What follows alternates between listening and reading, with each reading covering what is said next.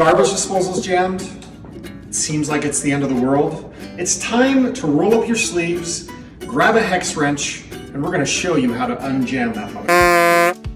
First things first, safety. Make sure the garbage disposal is off. Let's grab the hex wrench, the one that you thought you'd never use.